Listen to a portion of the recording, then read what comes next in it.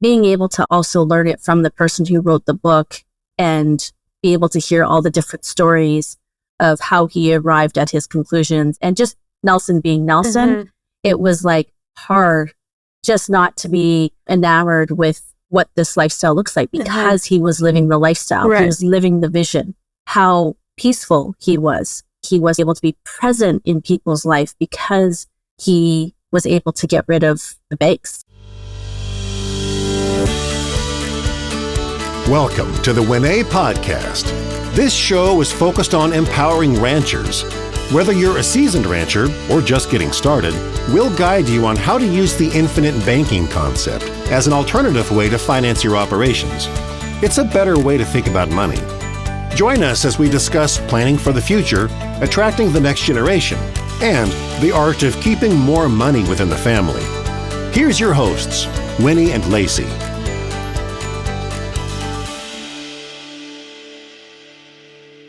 We're super glad that you're choosing to join in on our conversation today as we tackle a frequently asked question. Yeah, we always get asked, do you prefer one book over the other? And when people ask us that question, what they are referring to is, do we prefer Farming Without the Bank by Mary Jo Ehrman or Becoming Your Own Banker by Nelson Nash? And so my short and straight of that answer is no, I don't prefer one book over the other. I think they each have their very own purpose. Yeah, I don't. Mic drop. Okay, we're done. See you later. And that's the end of this episode. No, I'm kidding. So, no, I do not prefer one book over the other. However, Reed and I started with Mary Jo's book because he heard about it on a podcast and we ordered the book. So it wasn't until after we had read this book and kind of got started with our meetings with Winnie that we ordered Becoming Your Own Banker. And so for me, we're ranchers. And so this Farming Without the Bank spoke our language. And it introduced us to the concept of, hey, this is what it is, but this is how it can work in your own life. And so it's very, very specific to farmers. And then you get that language going of like, okay, what if I wanted to purchase cattle? What if I wanted to purchase land? What would it look like to finance equipment through this concept? And so that is why I usually tell farmers and ranchers, read Farming Without the Bank first, because that's going to speak your language. You're going to understand it. And then dive into Nelson's book, because he really gets into the nuts and bolts of things, and it's not as easy of a read. So to really add to what you're saying too, whenever we're really looking at something new to learn, especially a financial strategy that we're taking a look at, I think from a high level perspective, it's really great to get into it where it's easy to relate to, which is why I think the Farming Without the Bank book, actually Canadian version, will be really good, especially for us Canadians here.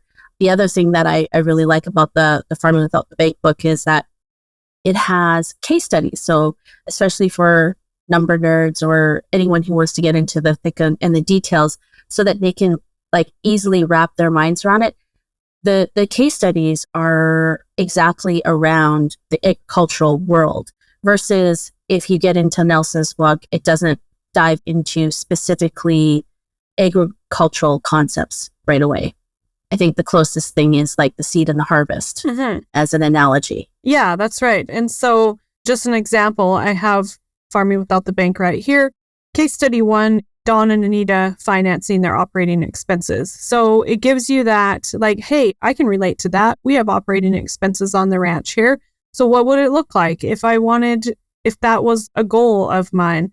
And then we get into what if Don and Anita's son had Lane. What if Lane had multiple policy loans? So Lane had his own policy, and then he's taking out multiple policy loans. He gets married, he has kids, and then what happens when Don retires?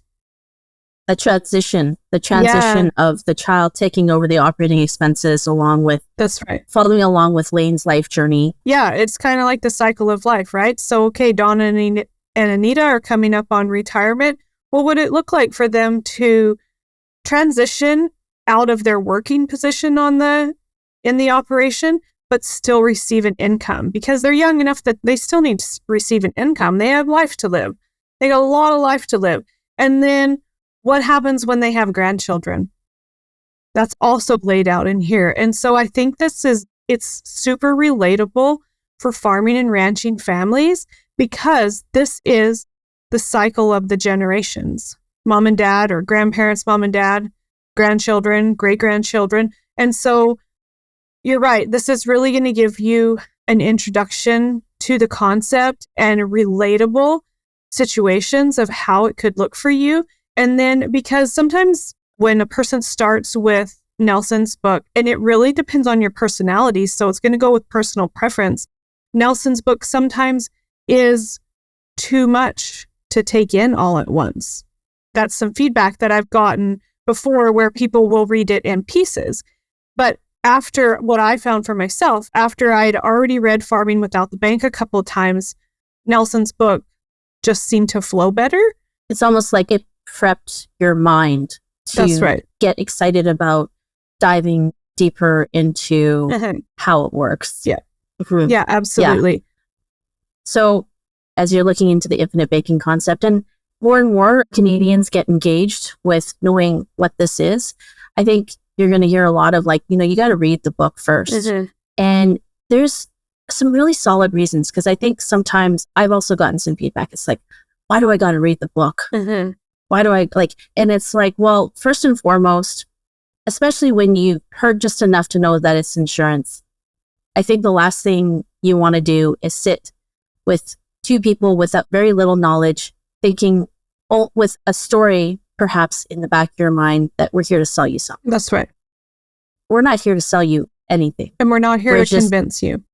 Exactly. So being able to read the book first will allow you the space and the grace to check out if this is something that you want to integrate into your life, because it is a financial lifestyle, right? And being able to read Farming Without the Bank Canadian version first is going to really allow you to walk through on your own time without us feeling like we have to convince you that this is something that you ought to do. By the time you're done reading at least one of these books, you're going to know if you want to continue walking down the journey of I want to know what this looks like for me. Yeah, absolutely. Right? And so I think this is interesting. I thought of this when you were talking there. When you started to learn about infinite banking and when you became an advisor, it was only Nelson's book, correct? Mm-hmm. And so you have that different perspective where the only thing you had available to you was becoming your own banker. You got what you got, right? There was no other option. Well, the kind of option that we got, that it lives through his legacy, right? I was blessed to be able to learn directly from Nelson at one of his 12-hour conferences, right? Where he goes through it bit by bit through the book. And I think being able to also learn it from the person who wrote the book and be able to hear all the different stories of how he arrived at his conclusions, and just Nelson being Nelson, it was hard just not to be enamored with what this lifestyle looks like, because he was living the lifestyle. Right. He was living the vision, right? Of how peaceful he was, how much ability he was to be able to be present in people's life because he was able to get rid of the banks. Right. Yeah, I think that's just so neat to look at how things have evolved from him only having his book, and now we've got access to so many resources, podcasts, YouTube channels. And the audio versions too. With that one. Yeah, and so I would say, do I suggest that listeners read one book before the other book? I think that comes down to each and every person's personal preference. If you want to get into the nuts and bolts of where did this start from and what does it all involve, then probably you need to read Nelson's book first. If you want to hear something that speaks your language and gets you introduced to the concept and some ideas of what it could look like for you, then maybe you read Farming Without the Bank first. It's all going to be everybody's own personal preference.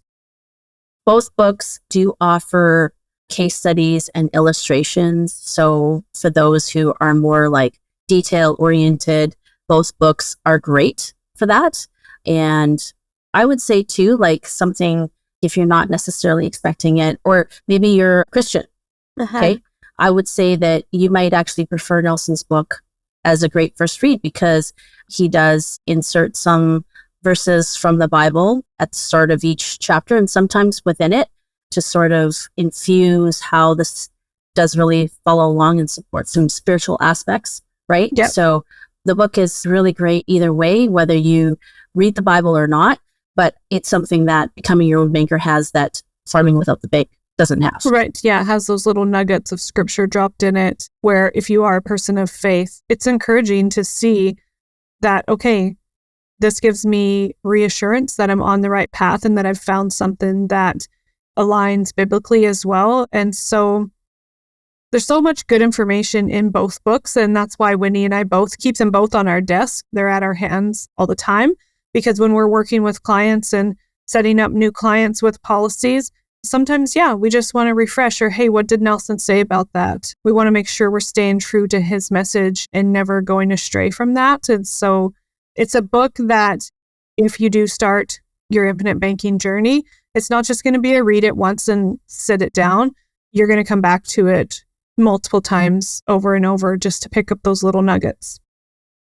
Yep, indeed. Like, I mean, it's having this book for well over a dozen years, Becoming Your Own Banker back there. It's like every time I pick it up, there's just something else that I just didn't even realize, or I read it, 10 times, and for some reason it just didn't click, until now. So maybe it's a sign that sometimes I'm a slow learner, or just sometimes it's like, it just really depends on what life experiences is more relevant to me at that moment that I'm more in tune with.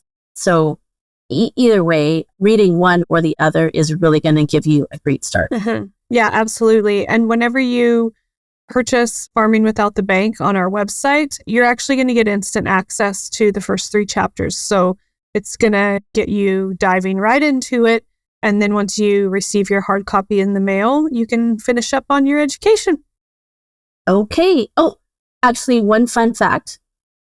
Depending if you're a person that likes to carry about a bag with you, I would say that the difference between the both books is that Farming Without the Bag is definitely more like purse size. Yep, it is, for sure.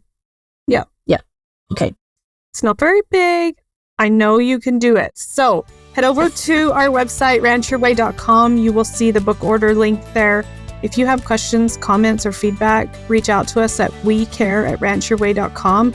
We look forward to you reading your book and shooting us with your questions in your first meeting. So glad you leaned in with us on the WinEH podcast. We truly hope you're feeling more informed and empowered to take another step towards optimizing your financial life. Right now, make sure you hit subscribe so you can keep growing and learning with us. Until next time, we wish you prosperity in every area of your life.